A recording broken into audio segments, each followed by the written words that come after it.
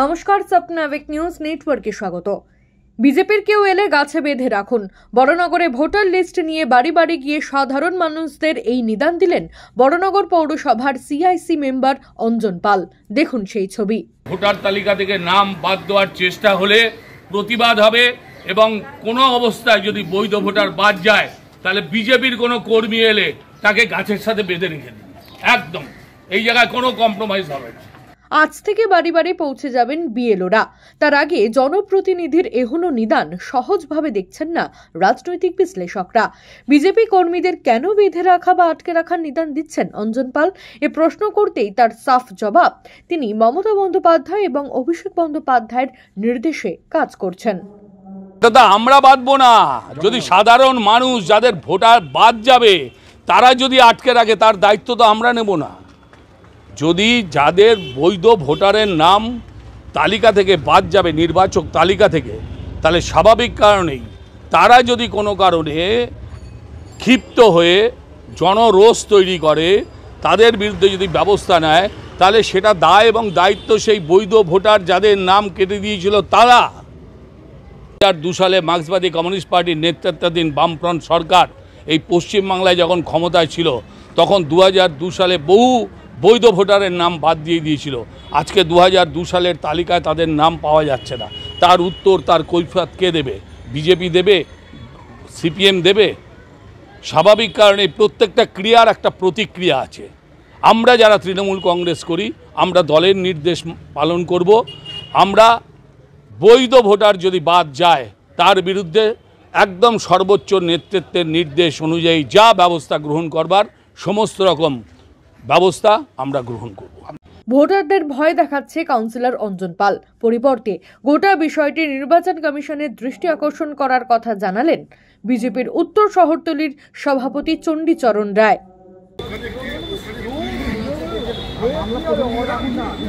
Baranagar মিউনিসিপ্যালিটির CIC Anjan পাল প্রশাসনকে কাজে লাগিয়ে আমাদের যে ভোটার অর্থাৎ তাদেরকে চমকাচ্ছে। উনি বাড়িতে গিয়ে বলছেন যে বিজেপির কার্যকর্তা যারা আছে তারা বাড়িতে এলে তাদেরকে বেঁধে রাখবে। তো এটা ভোটারকে এক প্রকারের ভয় দেখানো হচ্ছে। আমরা কমিশনের কাছে এর বিরুদ্ধে নালিশ করব।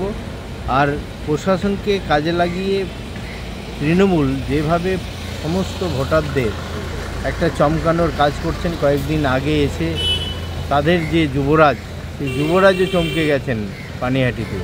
তো তারই রেস ধরে অ্যাকচুয়ালি পুরো তৃণমূল দলটাই একটা গুন্ডাদের দল, আর পুরো প্রশাসনকে নিয়ে গুন্ডাগিরি করে বেড়াচ্ছে এবং জনগণকে ভয় দেখাচ্ছে। এর আগেও এসআইআর হয়েছে, আমরাও চাই অবৈধ ভোটার বাদ যাক, দাবি সিপিএম এর প্রাক্তন সাংসদ মানুষ মুখার্জির।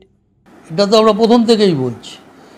2002 সালেও তো হয়েছিল এসআইআর, তখন এরকম আতঙ্কের পরিবেশ তৈরি হয়নি, তখন এইভাবে হুমকি দেওয়া শুরু হয়নি, তখন এইভাবে বলা হয়নি যে অন্য পার্টি এলে তাদেরকে ঢুকতে দেবেন না। তখন সব পার্টি থেকেছে, সবাই মিলে ভোটার লিস্ট হয়েছে। কাজেই এইও দুপক্ষের থেকেই, একদিকে বিজেপি তারা বলছে 1 কোটি নাম বাদ দেবো, আবার অন্যদিকে তৃণমূল তারা বলছে আমরা এই ভোটার এর কাজ করতে দেব না। এবং দুপক্ষ যেভাবে ভয় দেখাচ্ছে, আতঙ্ক তৈরি হচ্ছে, সেই আতঙ্ক তৈরি করার মধ্য দিয়ে তো একটা নৈরাজ্যের পরিবেশ তৈরি করতে চাইছে। মানুষের গণতান্ত্রিক যে অধিকার, ভোট দেওয়ার অধিকারটা তো সংবিধান সম্মত, যে আমি কোন সরকার তৈরি করব আমি ঠিক করব, সেইটা কেড়ে নেওয়ার জন্য এই জিনিস করছে। আর এটা সকলেই জানে যে বৈধ ভোটারদের নাম নিয়ে যদি ভোট হয় তাহলে যারা ভুয়ো ভোটারদের ভোটটা দিয়ে দেয় তাদের পক্ষেই ভুয়ো ভোটারদের ভোটটা দেওয়া সম্ভব হবে না, তার ফলে নাম বাদ যাবে। এসআইআর নিয়ে বঙ্গ রাজনীতির পারদ ঊর্ধ্বমুখী। আজ থেকে ফিল্ডে নেমে এসআইআর এর কাজ শুরু করে দিলেন বিএলওরা। তাদের সঙ্গেই থাকবে যাবতীয় নথিপত্র। তার মাঝে জনপ্রতিনিধিদের এহনো মন্তব্য আতঙ্কের পরিবেশ তৈরি করছে না তো, প্রশ্ন তুলছে নিন্দুকেরা। রাজা দে, স্বপ্নাবিক নিউজ, বড়নগর। সমস্ত খবরের আপডেট পেতে লাইক করে সাবস্ক্রাইব করুন স্বপ্নাবিক নিউজ।